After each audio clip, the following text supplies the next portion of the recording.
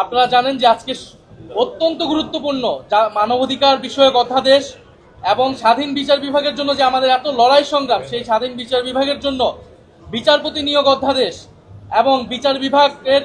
স্বতন্ত্র সচিবালয়ের যে অধ্যাদেশটি ছিল সেই অধ্যাদেশগুলো কিন্তু তারা বাতিল করে দিচ্ছে। এছাড়াও স্থানীয় সরকার সম্পর্কিত অনেকগুলো অধ্যাদেশ যেটার মাধ্যমে সংবিধান বিরোধী অবস্থান তারা নিচ্ছে, যারা নিজেরাই এত সংবিধানের কথা বলে, প্রশাসক নিয়োগ করে দলীয়করণ করে এবং স্থানীয় সরকার প্রতিষ্ঠানটি যদি না দাঁড়ায় সেই ব্যবস্থার জন্য তারা কিছু অধ্যাদেশকে আইনে পরিণত করেছে বিরোধী দলের যৌক্তিক আপত্তি সত্ত্বেও। এবং একটা পর্যায়ে মাননীয় বিরোধী দলের নেতার নেতৃত্বে আমরা আজকে একটি সাময়িক ওয়াকআউটও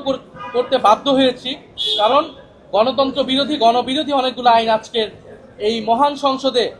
আইনে পরিণত করে আজকে সংসদকে কলুষিত করা হয়েছে। সেই সম্পর্কেই আজকে বিস্তারিত এখন দেশবাসীর উদ্দেশ্যে এবং আপনাদের উদ্দেশ্যে মাননীয় বিরোধী দলের নেতা বিরোধী দলের পক্ষ থেকে অবস্থান ব্যক্ত করবেন।